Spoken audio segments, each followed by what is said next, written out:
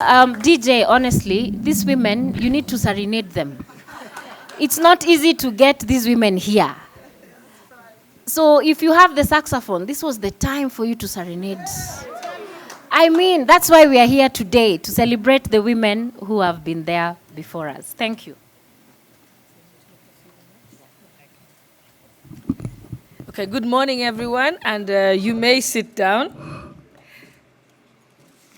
I'm extremely delighted to be here today, not just because I'm among powerful women, but also because I can see that there's so much that has been planned by the Executive Office of the President, the Women Rights Advisor, that I can see that the future is bright.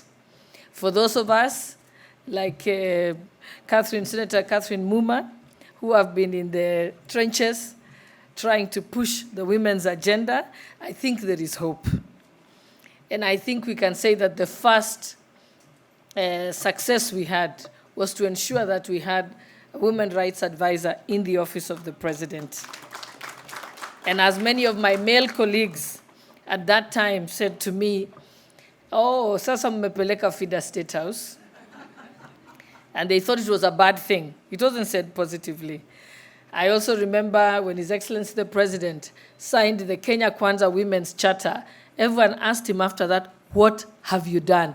Kazi yote imeenda, nini imebaki yetu?" So yes, like we said, when something is new, as Harriet has said, and people always fear.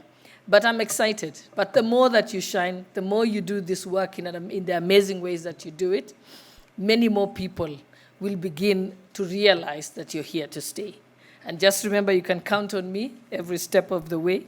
I almost feel like you're my little daughter that I have raised, and I'm extremely proud of you. I'm excited about some of the programs that you have put in there. I'm happy to see that you're doing something deliberate about gender-based violence, femicide that has recently happened. I'm happy that you're looking at the case of athletes, which I'm extremely passionate about personally, and I'm excited that when we started to talk about it, you've done even more. I have even folded my arms, and thank you for doing that. And I must say, for those people who are in this room, what happens to our women athletes is horrifying.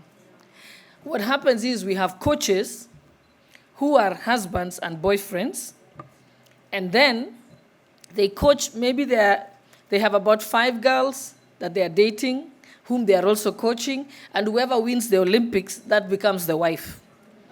And that's why you will find there's been quite a few marriages in Uasin Gishu immediately after the Olympics.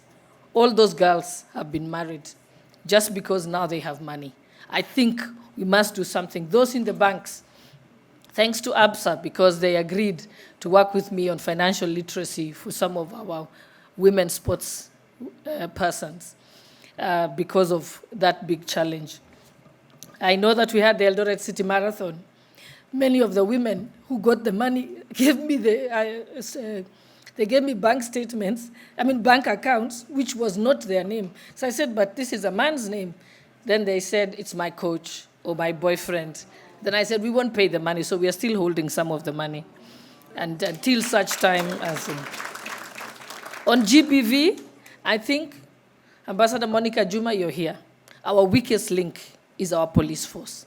They are the most horrible people that you can go to report domestic violence or gender-based violence.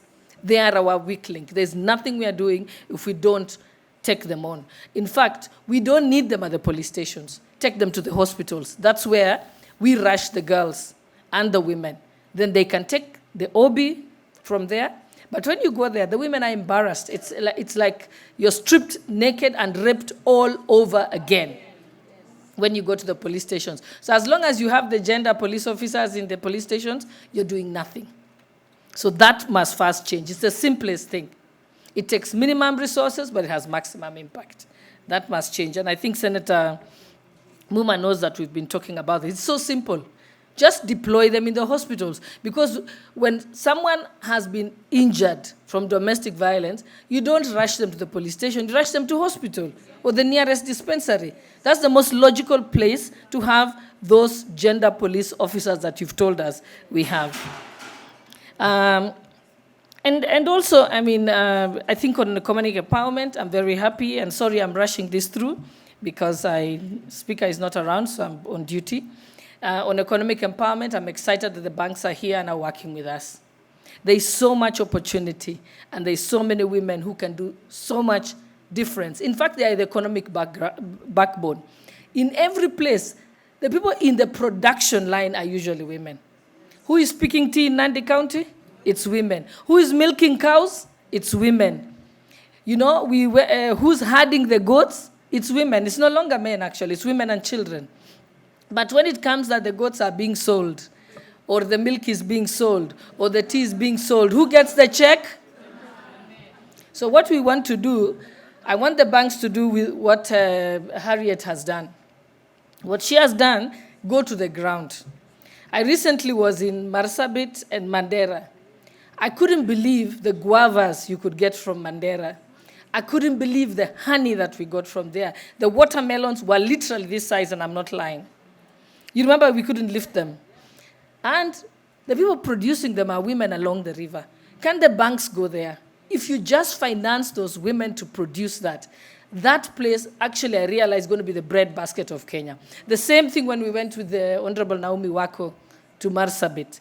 But the problem is those women have no chance of getting finances. In fact, I wondered how she came out of that area. Because it's so far away, and there is nothing there. So banks move away from Nairobi. The producers and the future is on those other areas. Help people like Naomi and Honorable Umu and of Mandera to be able to set up some way of these women accessing funds. Even if we have to find ways through the office of the Women's Rights Advisor of underwriting it. The other day we were trying to get more women to go into e-vehicles and taxi drivers.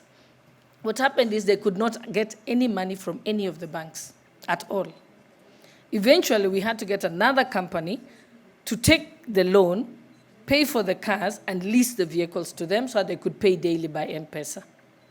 So we need to make it more flexible, because the women who can access banking is me, but not the ordinary woman that I deal with every day. So it is still a mirage. I know we've been working with Rose.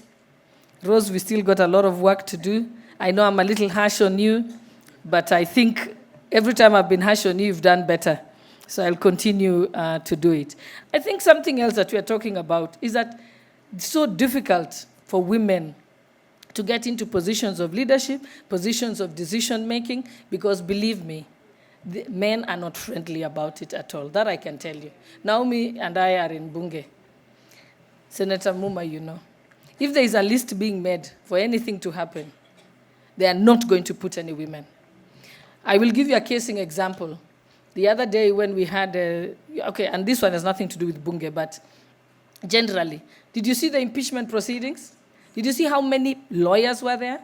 Did you see a single woman leading the case? But I can confirm to you that all the people who are preparing the submissions and preparing the notes and doing the research were women. That I can tell you.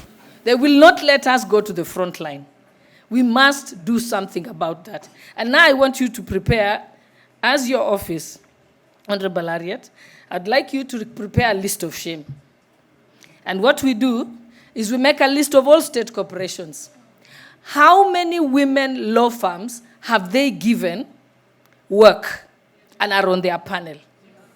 I want not just put them on the panel, because they put them on the panel just for notes. How many briefs have they given women law firms? I want us to look at all the state corporations, make another list of shame. How many women chairpersons? How many women are chairpersons of state corporations? We want to make that list so that we know. How many directors, women directors, do they have? I want us to go to the private sector and do the same thing. And just see the directors, the top management, who are they? How many women, how many men? I want to know the percentages. That's the only way we will begin to put pressure to bear. And we can also mobilize women that some of those corporations, we don't have to do business with them. We can tell women, stop buying anything from them. And that's important. It's not enough because no one's going to listen if there are no consequences. There must be consequences. And I want us to also look at the schools. How many head teachers are women? Then we can look at it. Let's look at the army. How many women are in the army and in top leadership? Look at NYS. Yes, I know you'll give us those statistics, Ambassador Juma. But I'm just saying, let's not just talk about it. I want to see numbers. And now we have MyGov, isn't it? It's a free newspaper. They'll give us free pages. Let us post it there. Let's put it there so it's a document for posterity. And we can hold them to account day by day. And that's what I'm saying, there has to be consequences. If you remember, yes, FKF, exactly. And I was saying, when we were pushing for the 2/3 gender rule, I remember when I put in my constitutional amendment bill, everybody, they just said, Gladys, we can vote for you for anything, but just forget about this women issue. And then when I started calling for the dissolution of Parliament, I supported Justice Maraga's advisory opinion to dissolve Parliament, even though I was in Parliament. And most people told me, are you crazy? I said, if there are no consequences on these men, there is no way they're going to take it seriously. That's the reality. And then also supporting on the issue of AGPO, making sure that 30% of the procurement in government goes to women. I want us to make another list of shame of counties. And let's ask, how many counties, how many state corporations, how many ministries? Of all their tenders, what percentage goes to women? They are not making an effort at all. They are not making an effort at all. And when I remember when we tried to push for more women in some of the counties that I know, they said to me, they need to have been pre-qualified. I said, no. The law clearly says they don't have to be pre-qualified if it's an AGPO company. They can just be allowed to freely apply. This is for women and youth. That's why I'm saying there's a lot of lip service that needs to happen. And lastly, on economic empowerment, I'm happy that you said you're going to have a governance conference because, again, as you said, and I think as Rose said and some of the panelists, that women need a lot of financial literacy. They need to be taught how to, approach the bank, do their audited accounts, have a business plan, and so on, because those are some of the barriers that prevent them from being able to approach the financial sector.